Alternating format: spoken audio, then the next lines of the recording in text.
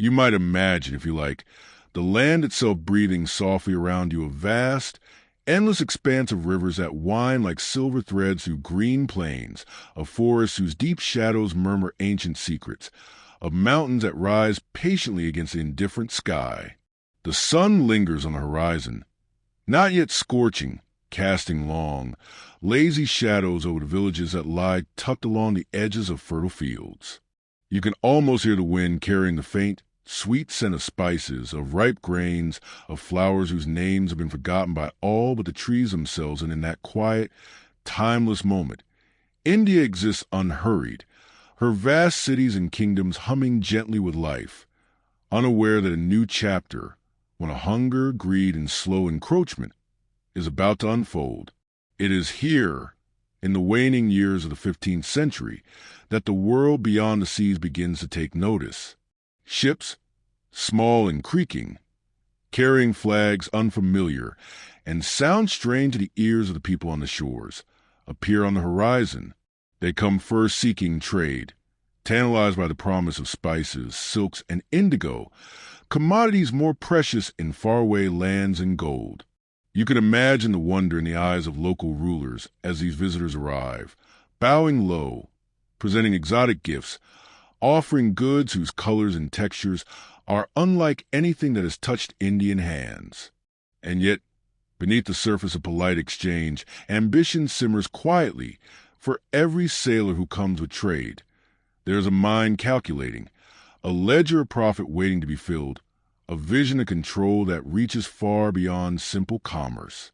The Portuguese are the first to anchor themselves firmly along the western coast, building fortresses that glint in the sun like stubborn islands of stone, claiming not only territory but also, slowly, the hearts and lives of those who dwell nearby.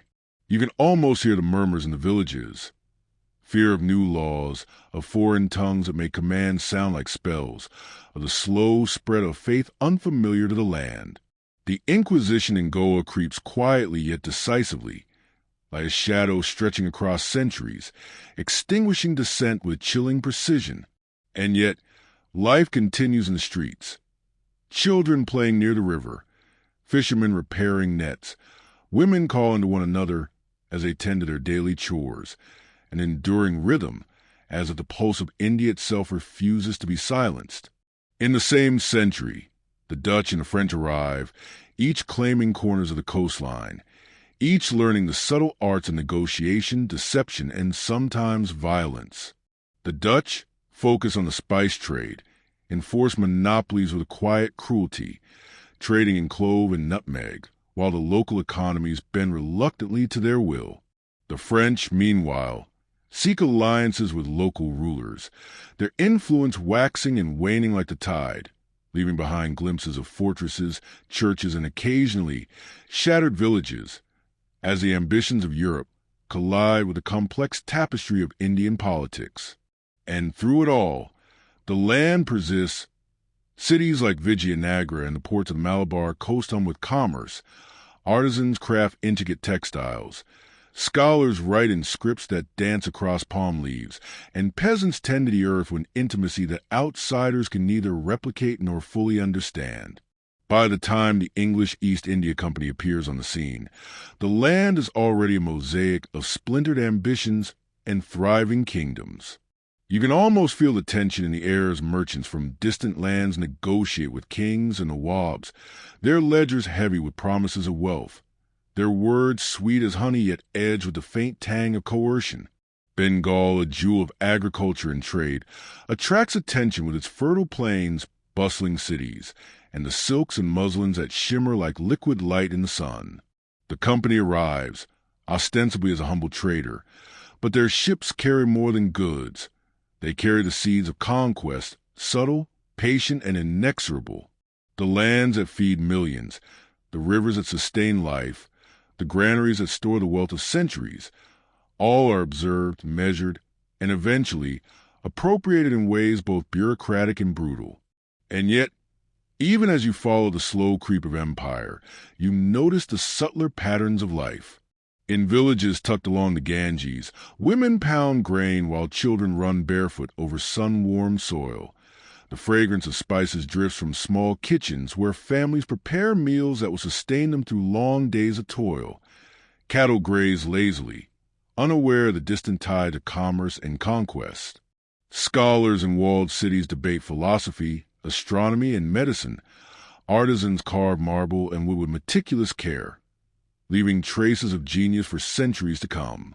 There is laughter here and song, and the quiet certainty that the world, at least for now, remains a place of abundance, of subtle harmony. But the shadow begins to lengthen. The East India Company, learning from the successes of the Portuguese and the failures of the French and Dutch, begins to navigate the delicate balance between diplomacy and coercion. Treaties are signed, then interpreted creatively. Debts are levied, then magnified. Armies are raised and named protection, only to enforce extraction. You can almost hear the sound of ledgers slamming shut, of pens scratching signatures, of orders whispered in cool corridors far from the sun-baked fields. The machinery of empire is slow but certain, its gears turning invisibly, drawing the wealth of India outward, while leaving subtle fissures in the soil, in the culture, in the lives of those who labor beneath the hot sun. As you wander through the bustling ports of Surat or the quiet courts of the Deccan, you sense the tension between continuity and change. Traders from distant lands walk among Indian merchants. Ships laden with pepper, silk, and indigo arrive and depart. Artisans continue their work in quiet defiance of an encroaching bureaucracy. The empire has not yet fully arrived, but its whispers are audible, like the faint hum of a river running underground, destined to surface in ways that will shape centuries. And so, you move with gentle steps through this India. You feel the richness of its culture, the vastness of its diversity, the strength of traditions that have endured for generations, and the slow, almost imperceptible arrival of forces that will test resilience in ways unimaginable. And if you pause just for a moment, you might hear it. The faint echo of distant drums, the call of market criers, the creak of sails in the harbor, the rustle of palm fronds in the wind, all mingling in a symphony that speaks of continuity, of survival, and of a world poised delicately on the cusp of profound change. The stage is set, the actors are arriving, and though the land remains rich, vibrant, and profoundly alive, you can feel in your bones the weight of the centuries to come, the wealth that will be plundered, the famines that will be inflicted, the rebellions that will rise, and the quiet courage of those who, often unnoticed, will resist. And so, as the sun dips lower, casting long, golden fingers across the landscape, you allow yourself to rest in this vision of India before empire, a moment suspended in time, knowing that what is to come will be neither gentle nor simple, yet will be witnessed, recorded, and perhaps understood in the quiet reflections of those who remember. You can imagine, if you like, the coastlines of India stretching endlessly before you, where the rhythm of the waves meets the rhythm of life on the shore, small fishing boats bobbing gently, children laughing as they chase one another along sun-warmed sand, palm trees swaying lazily in the breeze, and markets spilling with the fragrances of dried fish, coconut, and sweet-smelling incense. It is here, on these edges of land and sea, that European ambitions first make their quiet yet inexorable mark. The Portuguese, arriving in the early decades of the 16th century, anchor their ships in calm harbors, their sails full of wind and promise. You can see their stone forts rising along the coast, whitewashed and sun-bleached, like islands of foreign authority in a world that has lived on its own rhythms for centuries. They are traders, yes, but also conquerors in slow motion, masters of diplomacy and intimidation, wielding both gold and cannon with equal ease. Goa, their stronghold, hums with activity. Missionaries wander the streets, their robes brushing against the dust of crowded lanes, proselytizing with gentle smiles and veiled threats, seeking converts among the people who have lived with their gods and rituals for generations. The Inquisition creeps quietly, a shadow that darkens homes and hearts alike. You can almost feel the hush of fear in the narrow lanes at night, the the silence of dissenters behind closed doors, the subtle yet unmistakable weight of an empire asserting its moral and spiritual authority. Life continues, of course. Children still play, fishermen still haul nets, women still sing their songs, but always under the watchful eyes of newcomers whose understanding of the land is practical, transactional, and mercilessly calculated. And then, not far behind, arrive the Dutch and the French, drawn by the promise of spices, indigo and silks. You can see the Dutch ships moving with precision, disciplined crews unloading barrels of nutmeg and cloves, fortresses rising on the Malabar coast to secure trade monopolies, while local merchants negotiate grudgingly, aware that refusal can mean ruin. There is a subtle cruelty in their commerce, not always loud or violent, but deliberate. Taxes exacted with iron logic, prices manipulated to weaken competition, alliances formed and broken with quiet calculation. You can hear the distant murmur of negotiation turning to argument, of villages coerced into contracts they barely understand. Yet all of it cloaked in the language of polite commerce. The French, meanwhile, follow a different rhythm, less rigid perhaps, more entwined with local politics. You might see French envoys in bright coats bowing before nawabs, their gestures courteous but loaded with strategy. They learn the arts of diplomacy, marriage alliances, and, occasionally, war, positioning themselves in a world that is already shifting under the weight of European ambition. Forts rise and fall, banners flutter in wind scented with the sea, and the clash of cultures is often subtle, almost imperceptible, yet it leaves its mark, etched into the walls of port towns, the corridors of palaces, and the very memory of the people who inhabit them. Alongside these political and commercial maneuvers, daily life in India continues with remarkable resilience. In villages along the Konkan coast, women grind grains with steady, unhurried rhythm. Artisans carve wood and metal into delicate forms. Markets overflow with colors and sounds, voices calling prices, in a rich cacophony that stretches from sunrise to sunset. You can feel the vibrancy of this life, even as the shadows of foreign powers lengthen along the roads and rivers. The European presence is felt not only in stone and sail, but in the subtle pressures it places on economies, on hierarchies, on the ways people have lived for centuries. The competition among Europeans grows, their rivalries sometimes erupting into open conflict. You might picture small battles at sea, cannon fire echoing across calm waters, ships ablaze, and sailors scrambling to save both lives and cargo.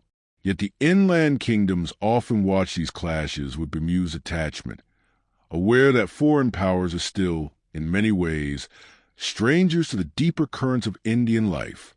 And still, slowly, steadily, the pattern emerges.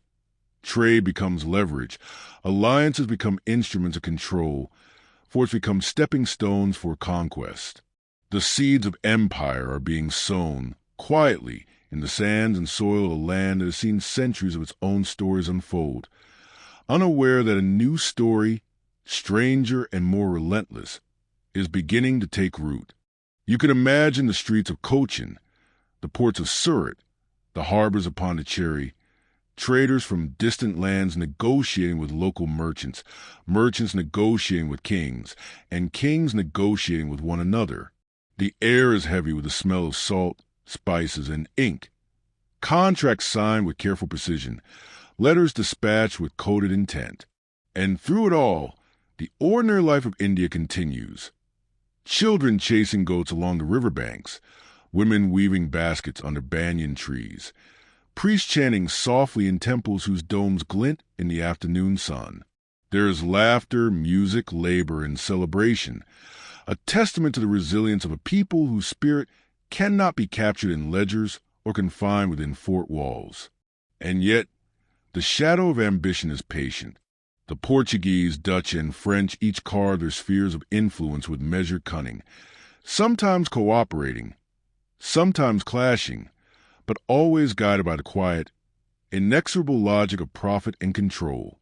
You can almost hear the scratching of pens across parchment, the counting of coins, the hushed discussions in the corridors of forts, the careful, deliberate orchestration of treaties and truces. Life continues, yes, but the current of change moves steadily, reshaping trade, society, and, inevitably, the very understanding of sovereignty. By the end of the 17th century, the stage is set for a new and more expansive ambition. The East India Company, having observed the successes and failures of these earlier powers, begins to navigate the complex web of Indian politics with subtlety honed over decades. You can feel the meticulous patience of the company, the way it studies rivers and roads, customs and markets, alliances and enmities, preparing for a presence that will extend far beyond the ports into the very heart of the subcontinent. And as you stand in your mind's eye on the decks of the slow-moving ship, the wind in your hair, the scent of salt and would thicken your nose, you realize that the story of empire is not simply one of guns and forts. It is a story of patience, calculation, and the quiet bending of the immense, resilient land ambitions born far away. And so, as the sun sinks low over the horizon, casting long shadows over fort walls and village huts alike, you rest in this vision of India's coast before conquest, watching the interplay of commerce and cunning, diplomacy and deception, resilience and ambition, knowing that what's been planted will grow, slowly and inexorably, into a dominion whose consequences will echo across centuries, touching millions of lives in ways both seen and unseen, and yet, even in this shadow, the land persists, its rivers flow, its forests breathe, and the people endure, carrying the quiet strength that has sustained them across the sweep of time. You might picture, if you like, the wide, fertile plains of Bengal stretching before you, the rivers weaving lazily across rice paddies, their waters reflecting the afternoon sun like molten gold, the air thick with the scent of wet earth, of ripening grain, of spices drying the sun, and the distant hum of towns where life continues unhurried. It is here that the East India Company, patient and precise, begins to shift from mere trader to something more, something that moves quietly, like a shadow across centuries, into the very heart of Indian power and prosperity. You can almost hear the scratch of quills on parchment as contracts are drawn, alliances negotiated, debts recorded, ledgers growing heavy with wealth extracted from the soil, the people, the very rhythm of life itself. Bengal at the time is a jewel of agriculture and commerce, a land whose prosperity is sung in the markets of Delhi, the ports of Surat, and even distant London. The cities bustle with artisans, traders, and scholars. The streets are filled with colors and smells, the rich aromas of silk and muslin, of dried fish and roasted spices, mingling with the soft murmur of scholars debating poetry and astronomy under the shade of banyan trees.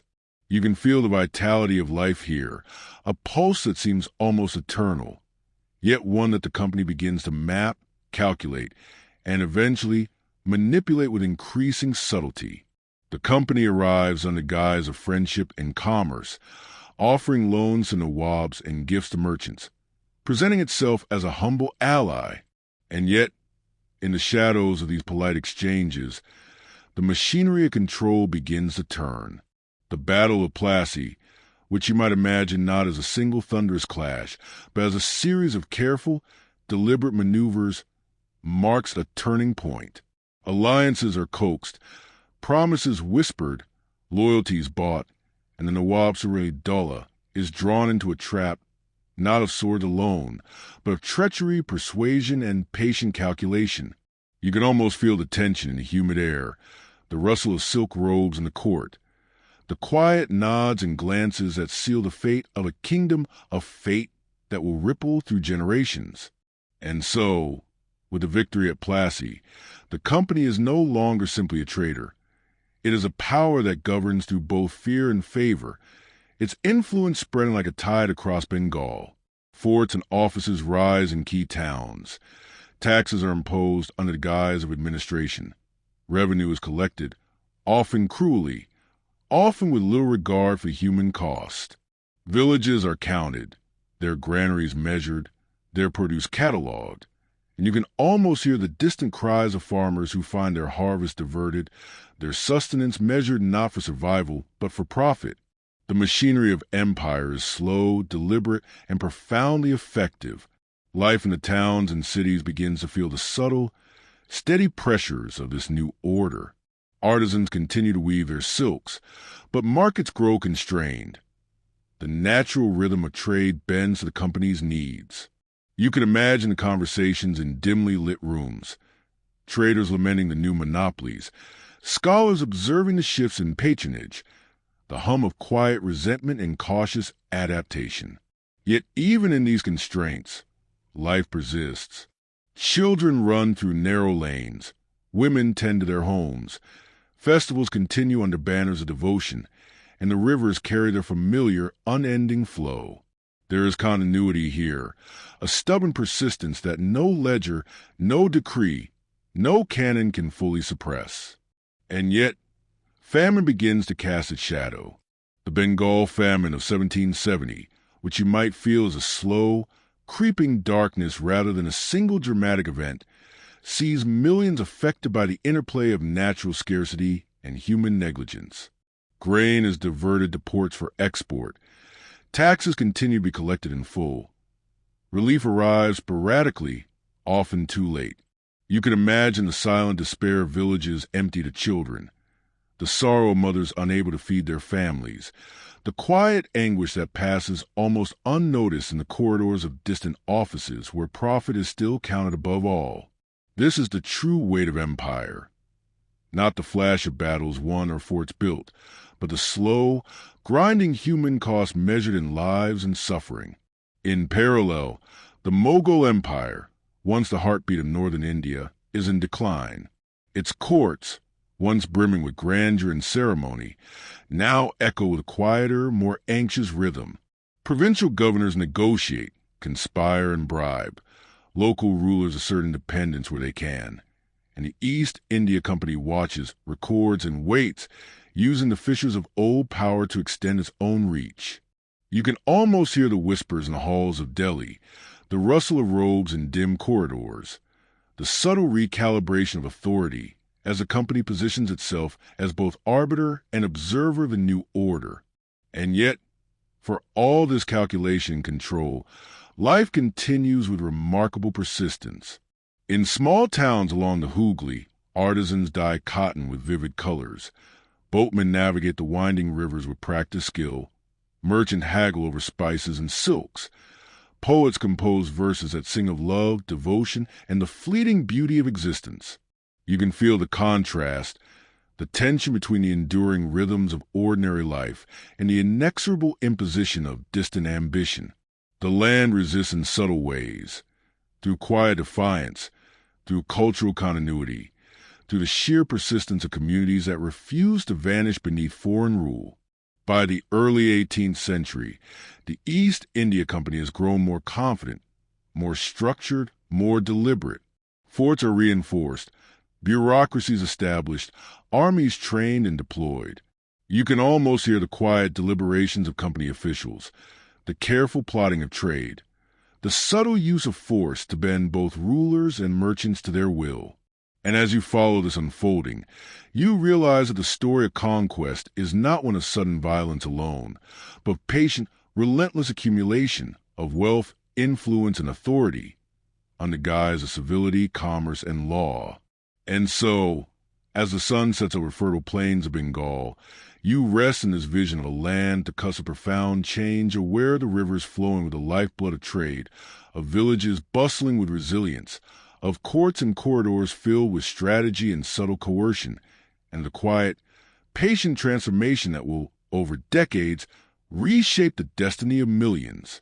The stage is set for empire in earnest, and though the machinery is still silent in its operation, you can feel it turning, slowly, inexorably, shaping the future with both hands of calculation and shadow. You might imagine, if you like, the vast expanse of India stretching before you, a land of forests and rivers, deserts and plains, dotted with forts and villages, markets and temples, each one humming with its own rhythm, yet all under the same sky, a sky that has witnessed centuries of human ambition, joy, labor, and struggle. It is here, in the interiors far from the coastlines and ports, that the East India Company, having mastered the art of trade and diplomacy, begins to expand its reach into the very heart of kingdoms that once ruled themselves with long-established authority. The air is thick with the scent of earth and grain, the distant clang of blacksmiths at work, the murmur of village gatherings, and the subtle tension of rulers watching carefully as distant powers intrude, slowly bending sovereignty to the demands of foreign coffers. The doctrine of lapse, you see, is not a law shouted in marketplaces, nor a decree loudly posted on walls, but a quiet, precise instrument of annexation. You can almost hear the whispered counsel in dimly lit corridors, the subtle calculation that when a ruler dies without a male heir and the calm, bureaucratic steps taken to absorb that territory into company dominion. Kingdoms once proud and independent now find themselves folded quietly, almost politely, into a larger, impersonal system of governance, their own rulers reduced to shadows, their people subject to taxes and laws designed to serve distant shareholders. It is a slow, relentless process, measured not in months but decades, and yet its effects ripple across the land like the quiet, inexorable movement of a river carving new channels through familiar soil. Economic subjugation, too, moves with careful deliberation. Traditional industries, once the pride of cities like Dhaka, Murshidabad, and Ahmedabad, are systematically undermined. You can picture looms lying idle, skilled hands deprived of patronage, cloth exported cheaply while local communities are left with little to sustain themselves. Markets that once thrived with local craftsmanship begin to echo with quiet footsteps of foreign merchants, their ledger precise, their rules unyielding. Grain flows not to feed villages but to distant ports, while taxes are exacted with bureaucratic rigor. And through it all, life continues. Women grinding flour in quiet kitchens, children running along dusty lanes, priests chanting softly in temples whose spires catch the afternoon light. Yet the subtle unease lingers, the quiet tension that whispers through every household, every field, every bustling town. Resistance, of course, is never absent. You might imagine bands of villagers and local chieftains, quietly defiant, retreating to forests, organizing raids, or refusing to pay taxes. The company, patient and calculating, respond with measured force, small armies dispatched, for its reinforced harsh punishments meted out. These are not always dramatic clashes, but rather a persistent shadow of authority, a gentle but unyielding pressure applied to bend compliance. And yet, you can feel the enduring courage of those who resist, the subtle ways in which communities preserve their dignity, culture, and identity even under the steady weight of foreign rule. It is during this period, too, that the peasantry feels the full weight of the economic system imposed upon them. You can almost hear the creak of plows in fields heavy with debt, the quiet despair of farmers whose harvests are measured not for sustenance, but for revenue collection, the whispered lament of families who watch the fruits of their labor taken to enrich distant offices. Life continues, children laugh, women sing, festivals are celebrated. But beneath the surface, the pulse of anxiety beats steadily, like the soft, unrelenting tick of a clock counting down days of toil and scarcity. And then, of course, there are the larger political maneuvers, alliances with puppet rulers, the strategic placement of company officials, and the subtle orchestration of court politics allow the empire to extend its influence without always raising arms. You can almost sense the tension in the air of royal courts, nawabs negotiating quietly, ministers whispering in corridors, princes aware that their fates may be determined not by their own skill, but by the patient calculation of distant men in uniform and fine coats. The empire grows not just through force, but through the delicate, relentless manipulation of human ambition, fear, and desire. Amid this expansion, life in towns and cities continues its resilient rhythm. Artisans still carve wood and metal with meticulous care. Traders haggle over spices and silk. Scholars debate astronomy, medicine, and poetry in quiet chambers. Yet, even as these traditions persist, they are increasingly framed by the presence of a system that values extraction over nurture, control over freedom, profit over preservation. You can almost feel the invisible lines drawn across the map, the rivers of grain redirected to ports, the forests patrolled by soldiers, the markets reshaped to serve distant interests. And yet, in quiet defiance, the land breathes on. Children laugh, women sing, rivers flow, and the pulse of daily life, though altered, endures. It is also during this period that the darker consequences of imperial policy begin to manifest. Famines, which might once have been local and temporary, are transformed by the mechanics of export, taxation, and bureaucracy into crises of staggering human cost. You can imagine the dry, parched fields of some districts, the empty granaries, the villages whose streets fall silent, the whispers of despair carried along the wind. Relief, when it comes, is often slow, inadequate, and bureaucratically constrained. Millions are affected not merely by nature but by the hand of administration, the subtle yet deadly interplay of policy and indifference. The weight of these events presses upon a land like a long, relentless shadow, shaping memory, experience, and the very landscape itself. And yet, for all this, you can still feel the resilience of people who endure, who find ways to survive and preserve culture, who adapt and resist in ways both quiet and profound. Festivals continue in hushed streets. Children still play along riverbanks. Women still weave and cook and sing. Knowledge continues to be transmitted quietly from one generation to the next. Arts and crafts continue to flourish, even in diminished form. And the land, ever patient, continues to provide even when pressed and burdened. You can feel the slow, patient rhythm of life pressing against the weight of empire, a reminder that history is not merely the record of conquest, but the persistent, living story of those who endure it. And so, as the sun dips low over the annexed territories, casting long shadows across fortified towns and village huts alike, you rest in this vision of a land reshaped by subtle power, a landscape both subdued and resilient, a society bearing the gentle scars of imposition. The machinery of empire hums quietly, its wheels turning inexorably, yet beneath its weight, life persists, rivers flowing, people laboring, communities adapting, a quiet testament to endurance, to continuity, and to the subtle, patient drama of history unfolding in ways both visible and hidden. You might imagine, if you like, the vast, fertile lands of Bengal and the Deccan stretching before you, a landscape that once sang with the laughter of children, the hum of artisans, the quiet rhythm of farmers at work, now bending, almost imperceptibly, under the relentless hand of empire. It is here, in the 18th and 19th centuries, that the consequences of British policies become undeniable, measured not only in wealth transfer to distant treasuries, but in human lives, livelihoods, and dignity stripped away. The famines, you see, arrive not as sudden catastrophes, but as a quiet, creeping shadow. The Bengal famine of 1770 claimed an estimated 10 million lives, roughly a third of the population of the province at the time. The company's policies compounded natural scarcity. Grain was exported to London while villages emptied. Taxes were enforced mercilessly, and relief arrived slowly, if at all. You can almost hear the dry winds rustling through parched fields, the hollow cries of children, the muted grief of mothers and fathers watching loved ones fade.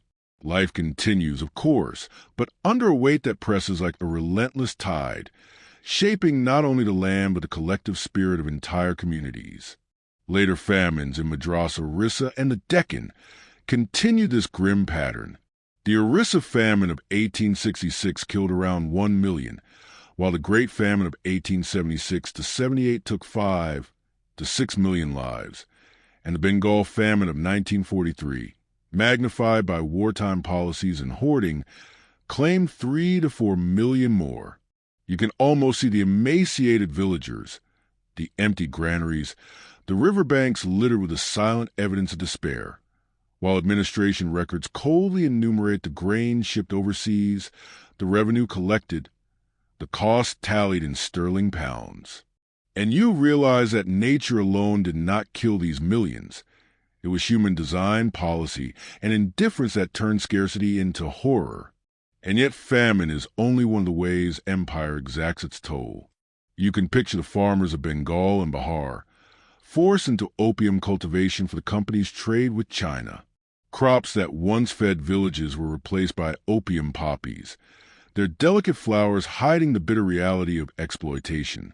Indigo farming, too, dominates large tracts of fertile land, worked under coercion and harsh supervision. Farmers are paid meager sums and soil fertility declines, while villages face debt cycles from which escape is nearly impossible. You can almost smell the pungent, green fields, the sweat of overworked laborers, and the quiet despair of communities whose ancestral lands have been transformed into cash crops for foreign profit. The social consequences are profound. Traditional industries crumble under the weight of imported manufactured goods and monopolies. The famed muslin weavers of Dhaka, whose delicate textiles were once treasured from Delhi to London, are forced into ruin. You can almost hear the tiny shuttles of their looms lying idle, the artisans' hands trembling with hunger and despair, their families dwindling, their skills lost or undervalued. The exquisite cloth, once a symbol of centuries of craftsmanship, becomes a silent reminder of cultural plunder, its destruction a quiet yet devastating testament to the empire's disregard for the human heart behind the work. Resistance, as you might imagine, is met with calculated, often brutal, force. The Sepoy Mutiny of 1857 is not only a military uprising, but a human drama of courage, fear, and savage reprisal.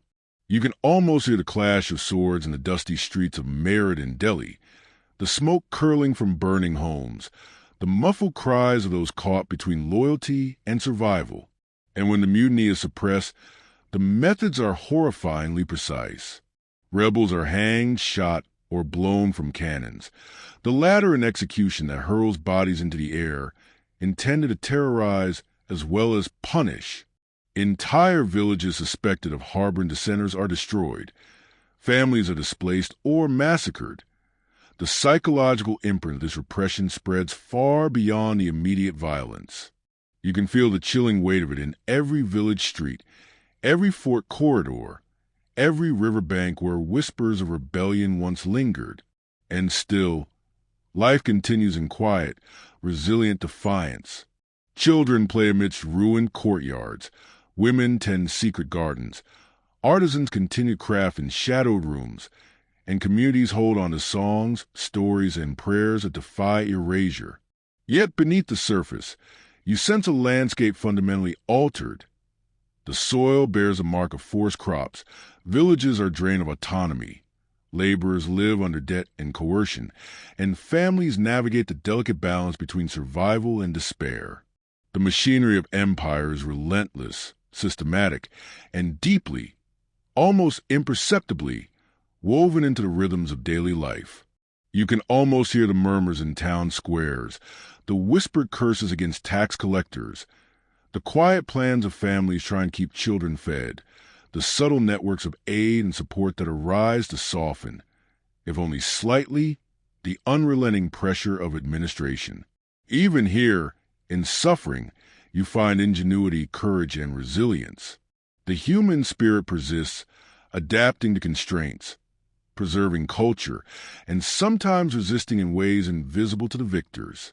And so, as the sun sets over parched fields and fortified towns, you rest in this vision of India under the full imprint of empire, the man-made famines claiming tens of millions, the forced cultivation of opium and indigo, the destruction of skilled artisan communities, the execution and terror wrought upon dissenters, and the slow, relentless extraction of wealth from every corner of the land. You might feel the weight of it as a heavy, almost tangible presence, a quiet, somber truth, that empire is not only built of forts, trade, and treaties, but of human suffering, coercion, and calculated plunder carried out over generations, and yet, in the midst of it all, Life endures, whispers of hope persist, and the land continues to breathe under the patient, watchful sky. And so, you drift in this story, carried along by rivers, winds, and the muted pulse of everyday life, seeing both the depravity of systematic plunder and the indomitable resilience of those who lived it, knowing that history is rarely simple, and that in the quiet, somber details we find the full measure of humanity's capacity for both cruelty and endurance. You might imagine, if you like, the grand salons of London, Paris, and Edinburgh, rooms heavy with candlelight, murmurs of refined conversation, the delicate clink of silver spoons against fine china, the laughter of men and women in embroidered gowns, glasses raised in celebration of fortune and taste. Little do they know, or perhaps choose not to know, that much of their wealth, their silk, their spices, their tea, even the cotton in their garments, originates from the distant, subjugated lands of India. Every opulent soiree, every carefully curated art collection, every industrial enterprise in Britain is linked, often invisibly but inexorably, to the labor, blood, and toil of millions under colonial administration. You can almost feel the ripple of injustice that stretches from a riverbank in Bengal or Madras, where a farmer bends over parched soil, to the chandeliers of a drawing room in Manchester or Paris. The prosperity of textile towns such as Manchester, Glasgow, and Leeds, for instance, is fueled by the forced cultivation of indigo and cotton, the devastation of muslin weaving centers in Dhaka, and the merciless export of raw materials from India. Factories hum with activity, powered by wealth siphoned from the colonies, machinery turning endlessly as if propelled by invisible hands of exploitation. London merchants, counting profits in their ledgers, raise fortunes from opium trade with China, while villages along the Ganges endure hunger and oppression to grow the poppies that feed this commerce. Every pound earned, every luxurious item acquired, is tethered to the systematic extraction, the forced labor, and the human suffering endured thousands of miles away. And yet, within the colonies themselves, life is no less constrained. You can almost see the ships arriving in Calcutta and Madras, crammed with indentured laborers, the so-called coolies, bound by contracts that are little more than legalized servitude. Their journey across oceans is perilous, their lives carefully monitored and controlled upon arrival in the Caribbean, Fiji, or Mauritius, their wages meager, their freedoms severely curtailed. The system is as brutal, in many ways, as the chattel slavery replaced, if not worse, because it operates under the thin veneer of legality and contractual compliance. You can almost hear the whispered curses, the quiet despair, the subtle act of resistance hidden beneath obedience. Families are broken apart, traditions erased, and communities uprooted, while the profits quietly accumulate in the homes and factories of Europe. This same period witnesses a deliberate implementation of divide-and-rule policies within India itself. You can imagine administrators in offices far from the villages they govern, carefully documenting religious and caste distinctions, magnifying minor differences to ensure suspicion and distrust. Laws, taxes, and appointment are applied unevenly, favoring one group over another, planting seeds of discord that grow across decades.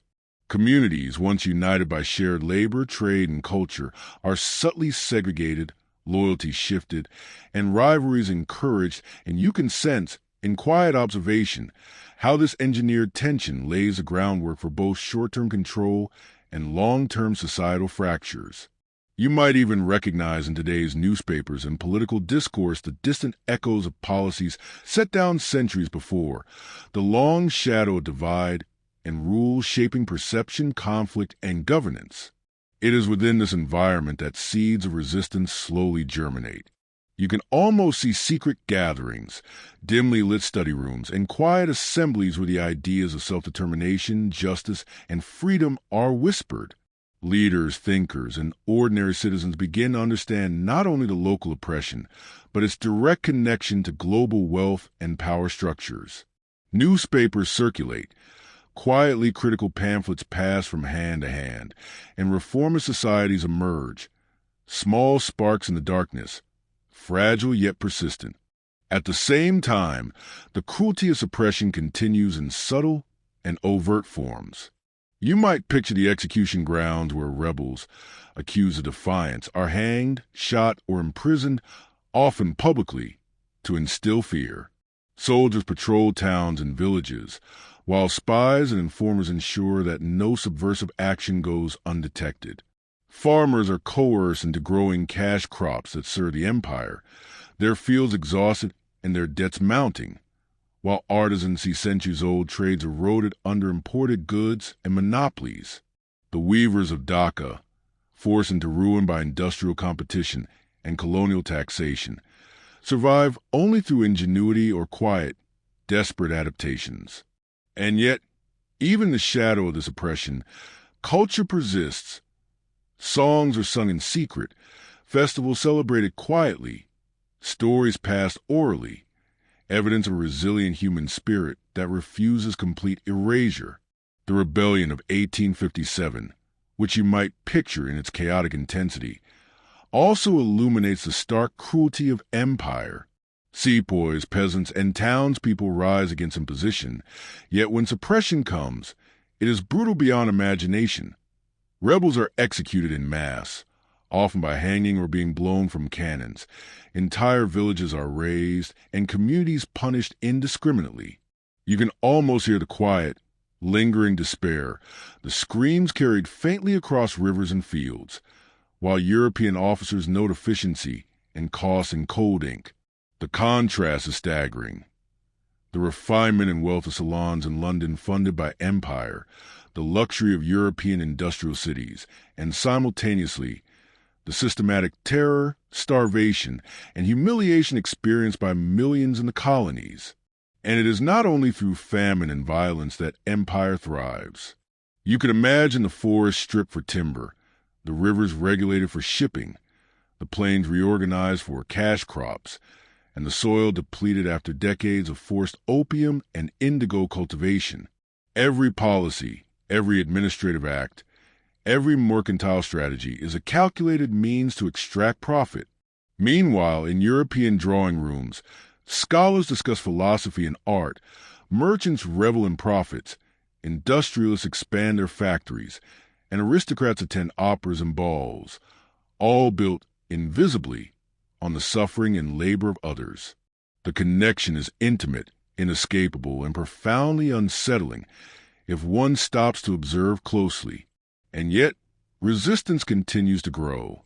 Nationalist sentiment, quietly nurtured by education, debate, and observation of injustice, begins to weave its way through cities and villages. Students, intellectuals, and ordinary citizens alike start to see patterns, to understand the interconnections between local deprivation and distant opulence. You can almost hear their voices, initially whispers, then speeches, then newspapers, ultimately crescendoing into movements demanding freedom, dignity, and self-determination. The realization that their suffering directly fuels the prosperity of others, that opulence abroad is mirrored by deprivation at home, galvanizes an awareness of injustice that will define the struggles of the 20th century.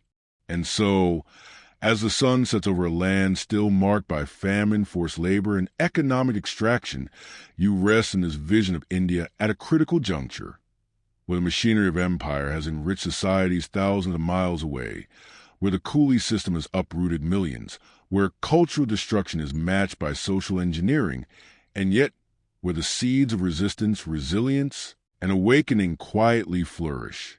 You might imagine, if you like, the quiet murmur of a classroom in Bombay or Calcutta, a secret meeting in a village courtyard, or a pamphlet passed from hand to hand in dim candlelight, and know that, even in the shadow of systematic plunder, life, courage, and hope endure. You might imagine, if you like, the slow hum of India awakening to itself, a consciousness that grows quietly yet persistently, like sunlight creeping over a still landscape, reaching the villages, towns, and cities alike. The early decades of the 20th century are a time when whispers of dissent, once fragile and scattered, begin to form a rhythm, a collective heartbeat that carries both the weight of centuries of suffering and the hope for dignity, justice, and autonomy. The Indian National Congress, founded in 1885, begins to take shape as a forum for debate, advocacy, and reform, and you can almost hear the gentle, deliberate discussions in its halls. Speeches on taxation, land rights, trade policies, and the obvious inequities of colonial governance. Leaders like Gopal Krishna Gokhale, Bal Gangadhar Tilak, and later Mohandas Karamchand Gandhi emerged not merely as orators, but as embodiments of a growing awareness that systemic oppression, the export wealth, forced labor, famines, and suppression rebellion has left the Indian populace impoverished, humiliated, and yet resilient. And yet, the empire does not retreat. You can picture the British administration observing carefully, calculating response to each flicker of dissent. Strikes, protests, and demonstrations are met with force. Police batons, arbitrary arrests, and in some cases, execution. You can almost hear the quiet, chilling efficiency of colonial law. Individuals suspected of sedition detained, newspapers censored, correspondence intercepted. Entire regions, particularly in Bengal, Punjab, and the Deccan, experience repression intended to suppress organized thought before it can spread. Yet inadvertently, the injustices fuel the imagination and resolve of leaders and citizens alike. Mass movements begin to crystallize. The non-cooperation movement of the 1920s, under Gandhi's guidance, encourages Indians to refuse participation in colonial institutions, boycotting schools, courts, and British goods. You can almost see villagers quietly returning imported textiles, closing workshops tied to the empire, and farmers resisting oppressive taxation. Small acts, yet profound, collectively signaling a refusal to accept subjugation. The Salt March of 1930, a gentle yet daring walk to produce salt from the sea, reverberates across the land, symbolic of a people reclaiming even the most mundane necessities of life from imperial control. And you can hear, faint but persistent, the echo of courage in the footsteps of thousands, walking calmly but firmly toward both dignity and defiance. But resistance is never without consequence. The Jallianwala Bagh massacre in 1919 is a grim reminder of colonial ruthlessness. You might imagine a quiet gathering of citizens, unaware of the approaching horror, suddenly confronted by gunfire, hundreds falling silently under the bullets, thousands traumatized by the brutality. It is a stark lesson in the lengths to which the empire will go to maintain dominance, a calculation that preserves European wealth and prestige at the expense of countless lives. And yet, even in such darkness, the resolve hardens. The collective spirit cannot be extinguished. The exploitative structures established centuries earlier, famines, forced cultivation, labor export, continue to leave scars on both body and mind. The Coolie system, established to supply labor across the British Empire, uproots tens of thousands of men and women, sending them to plantations in the Caribbean, Fiji, and Africa. Their lives are often harsher than those of enslaved ancestors. Contractual obligations mask extreme coercion, minimal sustenance is provided, and mortality rates are high. You can almost sense the despair on crowded ships, the hushed mourning of lost family, the quiet determination to survive under unbearable conditions. And each shipment of labor, each harvested crop, each profitable shipment, feeds the prosperity of ports in Liverpool, Bristol, and Marseilles, highlighting the intimate, almost invisible link between exploitation and opulence abroad. Divide and rule policies persist into the 20th century. You might picture administrators meticulously tracking religious, linguistic, and caste divisions, distributing favors to one group while disenfranchising another. Local elections and appointments are manipulated to foster suspicion, resentment, and rivalry. You can almost feel the tension simmering in villages and towns, in schools and marketplaces, as colonial authorities subtly engineer society fractured and easier to govern. leaving a legacy of mistrust that continues to echo long after independence. The rise of regional and revolutionary movements adds layers of intensity. The Hindustan Socialist Republican Association, led by figures like Bhagat Singh and Chandrasekhar Azad, undertakes daring acts to challenge colonial authority, often at immense personal risk. You can imagine secret meetings in dimly lit rooms, careful planning, coded messages, and sudden, dramatic action intended to awaken a consciousness dulled by centuries of subjugation. And when suppression comes, imprisonment, execution, public trials, it is precise, calculated, and often intended as spectacle. Bhagat Singh's execution in 1931, at just 23 years of age, becomes a symbol, a quiet but potent signal of both loss and inspiration. Meanwhile, ordinary citizens endure persistent hardships. Forced cultivation continues in some regions. Famine relief remains inconsistent. Rural poverty endures. And infrastructure built for extraction rather than welfare shapes daily life. You can almost sense the hum of villages and towns adjusting, people navigating oppressive regulations, evading surveillance, protecting children, preserving traditions, and quietly fostering networks of support. And all of this is juxtaposed against European wealth, the flourishing of British industry, luxury, and influence funded by centuries of exploitation. You can almost see the opulent estates, the public parks, the educational institutions in England, each a distant, gleaming reflection of labor extracted thousands of miles away. In parallel, social consciousness begins to grow. Newspapers, pamphlets, and political discourse circulate, often at great risk. You might imagine the quiet joy of reading a banned pamphlet, the hushed conversation in a library corner, the thrill of clandestine education.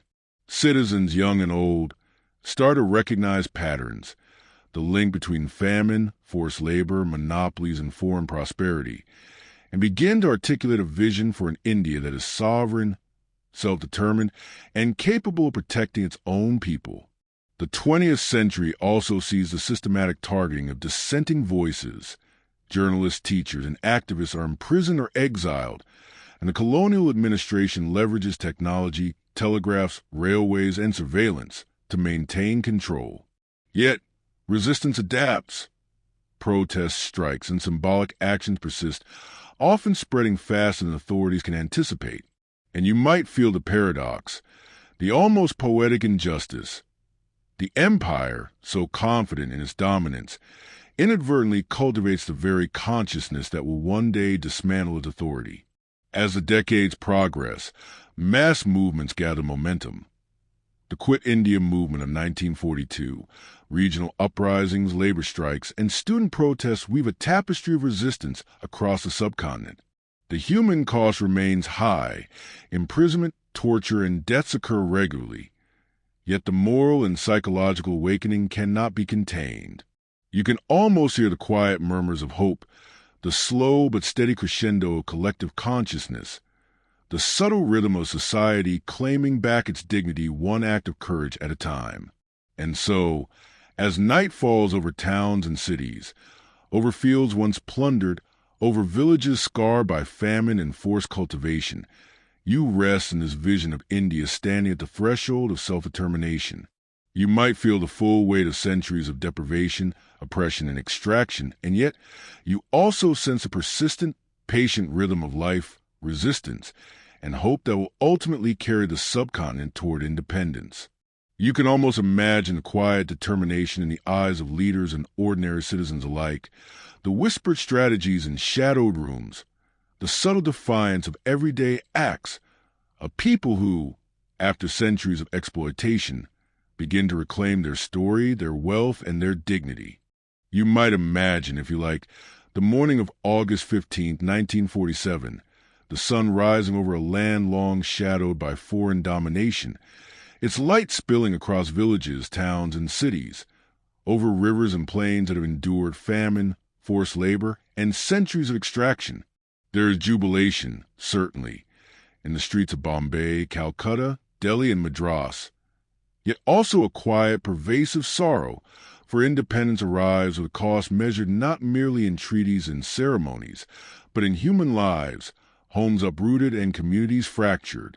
The partition of British India into India and Pakistan is perhaps the most tragic illustration of the empire's lingering imprint.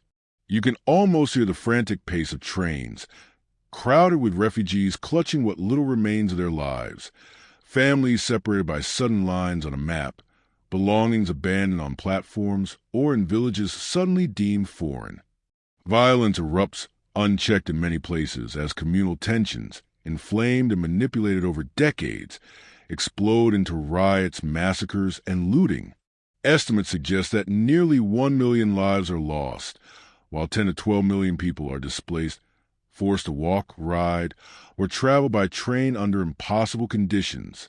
You can almost feel the despair, the exhaustion, and the fragile hope mingling as families cling to each other, carrying memories, grief, and a determination to survive in new lands. And yet, even as independence is declared, the long shadow of empire persists.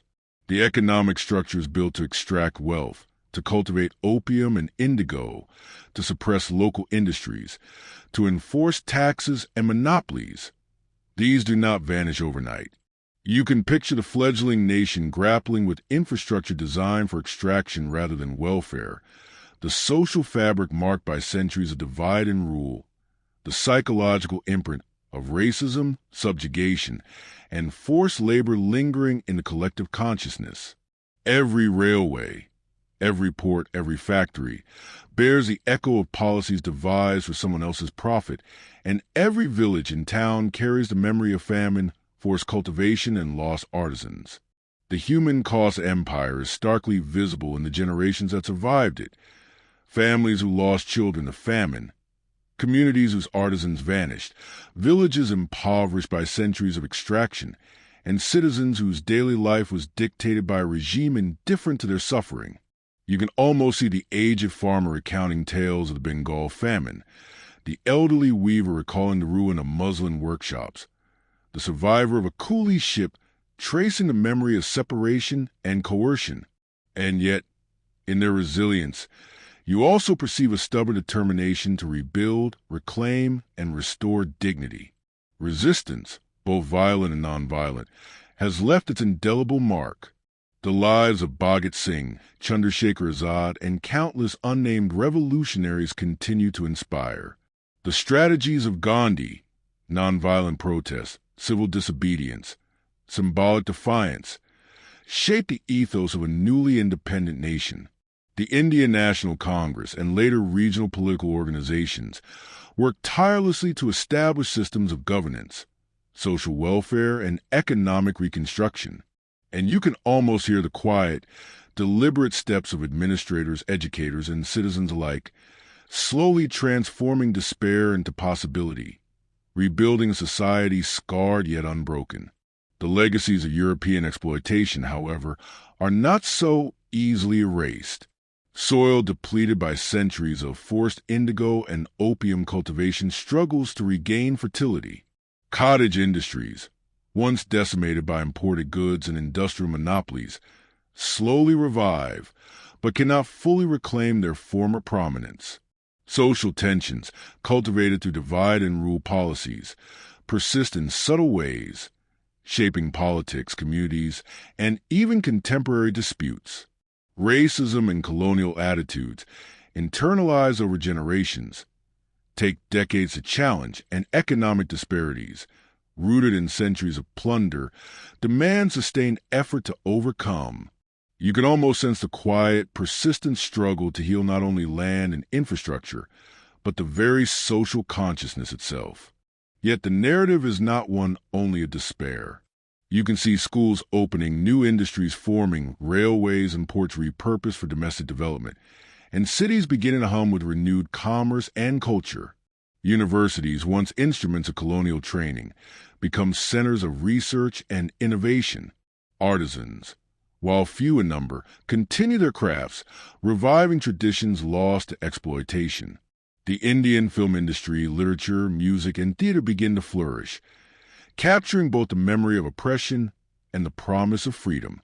And you might feel quietly but unmistakably, the pulse of society reclaiming its voice, asserting its dignity, and crafting its own story, distinct from the imperial narratives that had dominated for centuries.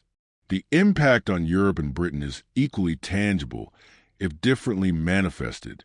Salons, factories, and estates that once profited from Indian wealth continue to exist, yet the loss of colonies prompts reflection, economic restructuring, and a gradual redefinition of identity. You can almost picture the opulent rooms in London or Paris, once filled with wealth generated from famine, forced labor, and monopolies, now slightly quieter, still elegant, but aware, if only dimly, of the human costs that underpin that prosperity.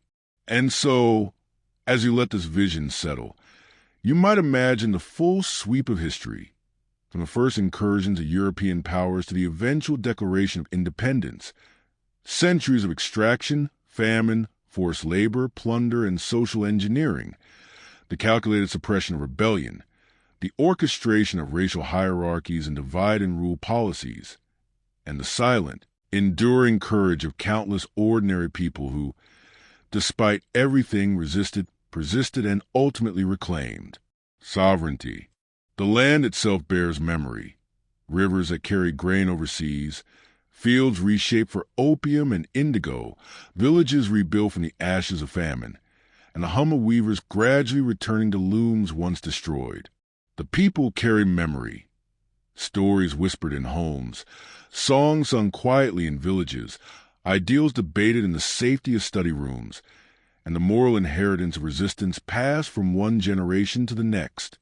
And you can almost feel the quiet satisfaction, tempered with lingering sorrow, of a historian observing this landscape, tracing both the depravity and the resilience, the human cost and the triumph, the pain and the hope, woven together into a single, complex tapestry.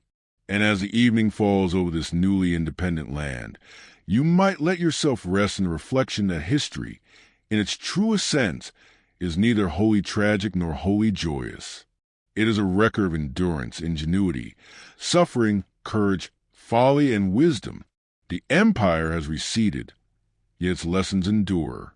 You can almost sense the wind carrying echoes of centuries passed across fields, towns, and rivers, whispering tales of both despair and triumph, inviting the listener to remember, to reflect, and above all, to honor the lives, struggles, and indomitable spirit of those who lived, suffered, resisted, and ultimately reclaimed their world.